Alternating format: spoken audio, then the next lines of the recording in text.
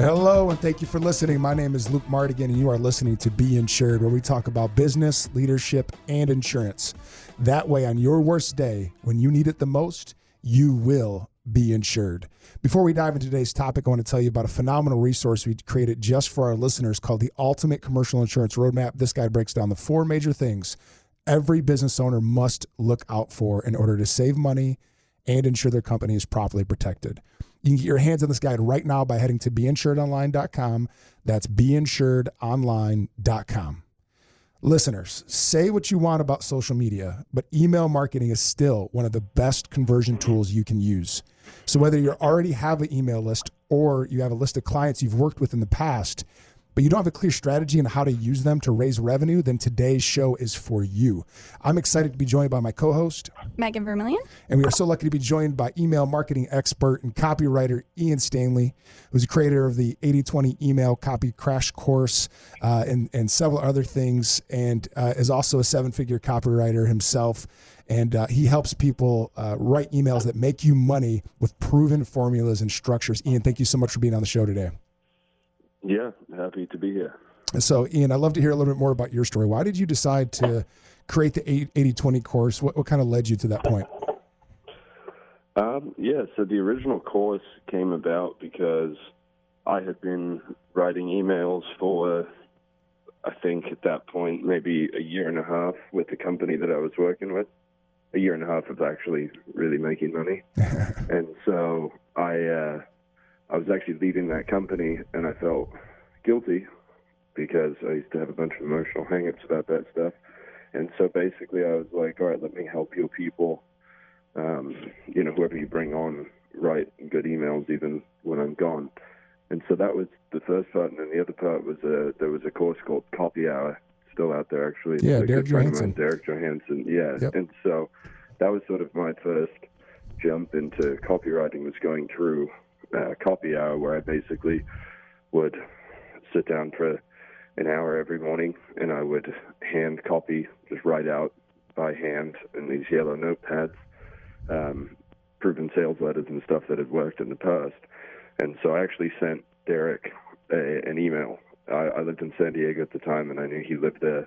I thought he was this, mythical creature from the interweb. He kind of is, though. This person who made, he's great. It's funny.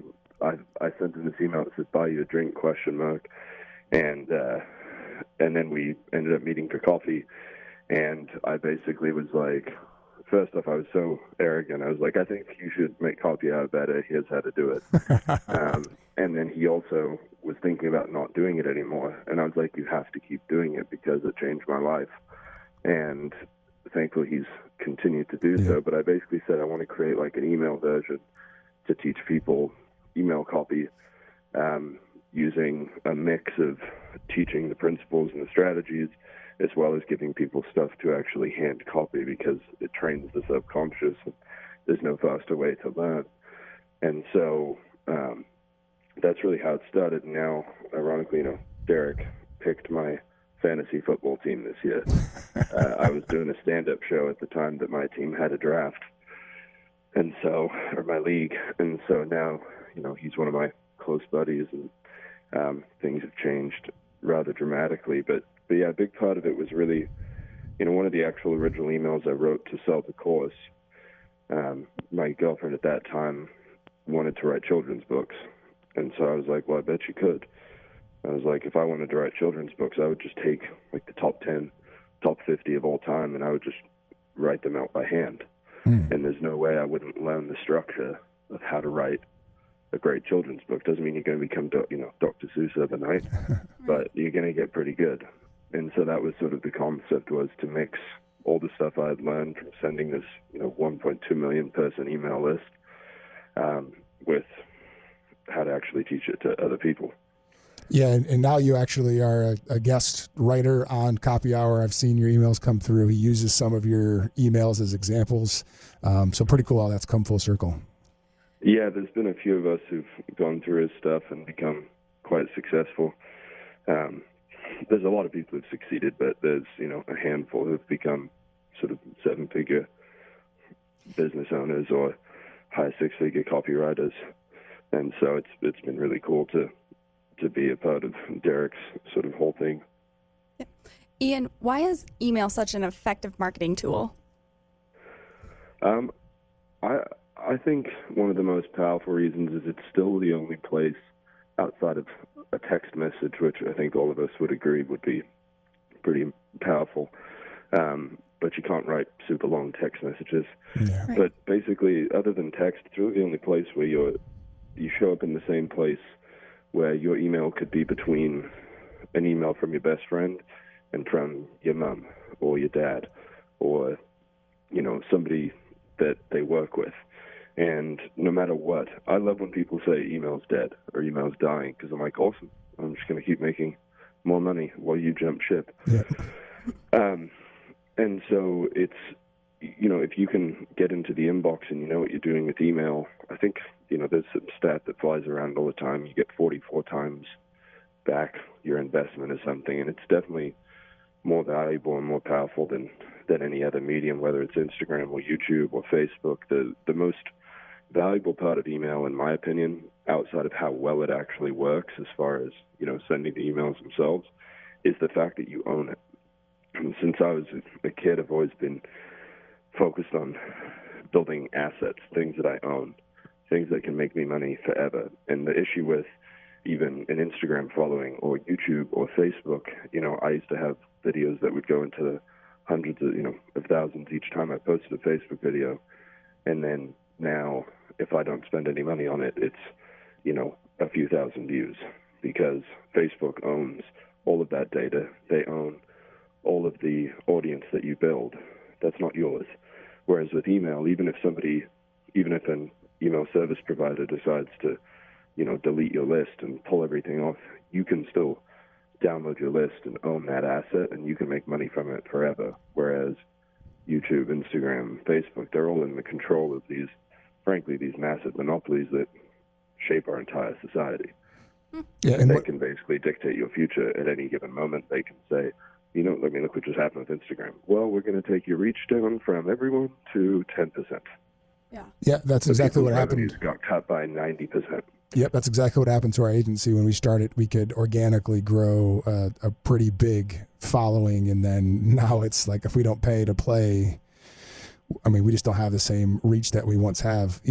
Ian, what fascinates me with email is how many business owners aren't leveraging it, because they don't even know crazy. they have a list, right? They don't even realize that they've been in business for 5 years and there's 3,000 people that they've helped, and that's an email list.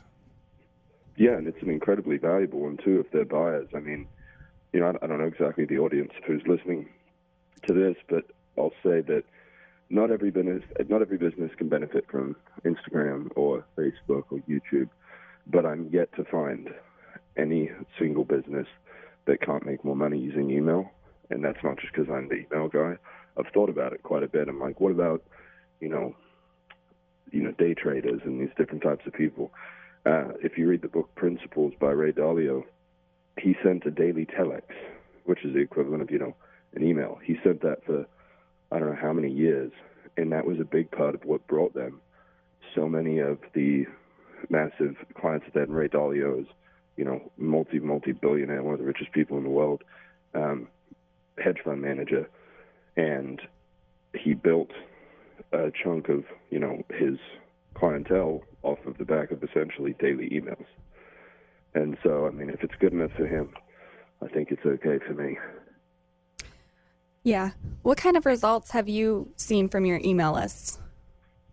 Well, it depends on the list and the size and everything. My business of teaching email copywriting and marketing has always been a side business until the past really 5 months or so. But that list is always, my first year of having that list, I made $55,000 from 200 people. And then now it's anywhere from, $80,000 to $120,000 a month from a list of literally, 5,000 to 7,000 people. So, it's making, I think it's $11 to $22 per person per month. So it's a good, it's a good income for one person. Yeah. I can live on it. Yeah, it's kind of worked a little bit. Yeah. Yeah. So, and then, depending on the size of the list, obviously there are people, one of my good friends makes on one of his lists, he makes about $20,000 every email he sends, and they send every day. Wow. And so, yeah, I mean, that's something that I think people really underestimate is there's at least one segment of your list in almost every industry, I won't say every industry, of people who want to hear from you every day. And the more we do these $10,000 email copy and deliverability workshops that I teach, and without fail, every person that comes to one of these is sending emails every day.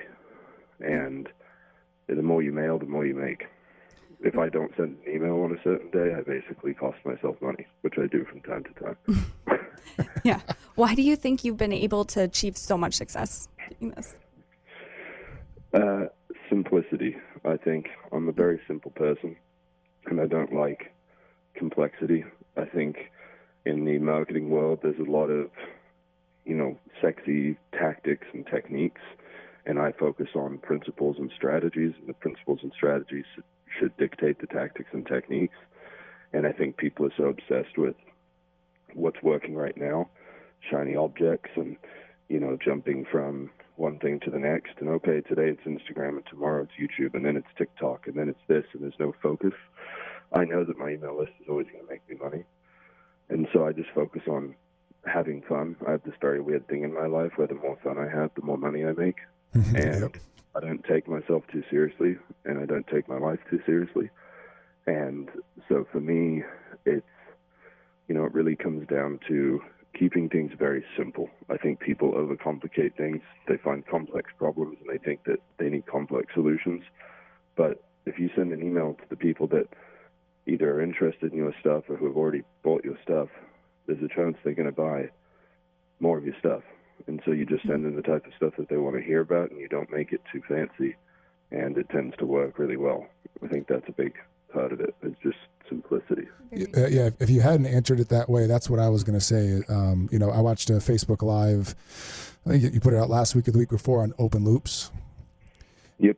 And just, that concept of foreshadowing that Marvel movies, as an example that you used, has done so well with, seems so complex. It seems like something only you could do if you're a Hollywood writer, but you put it so simply that you can just write out your email sequence, and then when you come across that one email that you think there's something they're really going to want to know about, you just foreshadow it in the email before it. And I mean, how silly simple.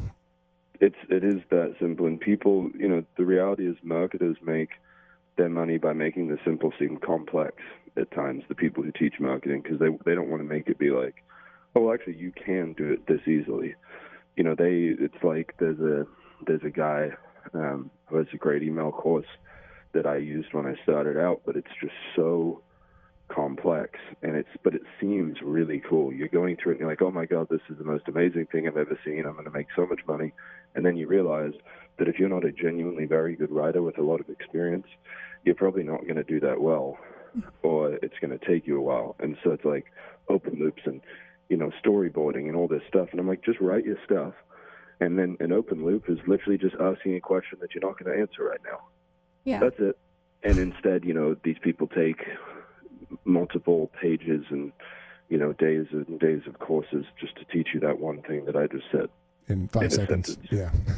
Yeah. I'm one of those people who think, sitting down and writing emails takes forever. So what are some of the misconceptions out there about how much time it takes to write a good email and what that email should include? Well, I've got a buddy who's staying with me right now, and he's a copywriter, and he's like, Ian, why don't you put out a course on how to write faster? And I have put out stuff on writer's block and how to write faster, but not just specifically saying here's how to do it. But I'd say that the biggest issue that almost everybody has, because he takes quite a long time to write, and I just think, what are you doing? What are you doing when you sit down? Like, if you write, it's first. That's how writing works. But that's not the experience of most people. Yeah. And so what the issue is that the parts of the brain, like scientifically, the pieces of the brain that create and judge cannot actually work at the same time. So essentially, you have people sitting down to write, and they write a sentence, judge that sentence. write a sentence, judge that sentence. And the judge inside of our brain is never very nice. It's like, oh, wow, that was a great one. He's like, you suck. You're worthless. Why are you even doing this? Go do something different. Email's dying. You're not going to make any money, whatever. And so, but if you, and I mean, for most people, it's actually worse. They write one word, and then they judge that word. And then they go back, and then they spend all this time doing all this stuff. And I write stream of conscious. I really rarely even backspace, and I just allow myself to write free of judgment. Part of that's the meditation practices that I do and before I write and different things, but it's really understanding that what you're writing, I accept that it's going to suck. That is my expectation is that it's terrible. And ironically, it's almost never terrible anymore because I'm quite a good writer. But I sit there and I still, I was writing the whole thing on Saturday. I wrote this full sales page in one sitting by hand. And as I write certain pieces, I'm like, oh, this sucks. This is terrible. And I just allow myself to, if I hear myself say that, I don't let it stop me. I don't let that be anything to change the work that I'm doing. And so for most people, they let that stop themselves. That's the cue to slow down or go back or change it. But you can't break that stream of flow because you can't get back into it if you slow down. So you can't let yourself slow down. I love it, Ian. Thank you so much for being on the show. We got to wrap it up, but where can people connect with you and find your course? Yeah, so you can go to 8020, that's 8020, or if you want to get my book, Confessions of a Persuasion Hitman, it's at persuasionhitman.com, and that's the unusual rules I've learned from selling over $100 million worth of products. So that's a free book. You just pay for the shipping. I love it. Thanks so much for being on the show. I'm looking forward to spending a day with you and learning about copywriting in January. Yeah, and absolutely. For those listening, you can follow us at the Mardigian Agency on Facebook and Instagram. And thanks. We'll see you next time on Be Insured.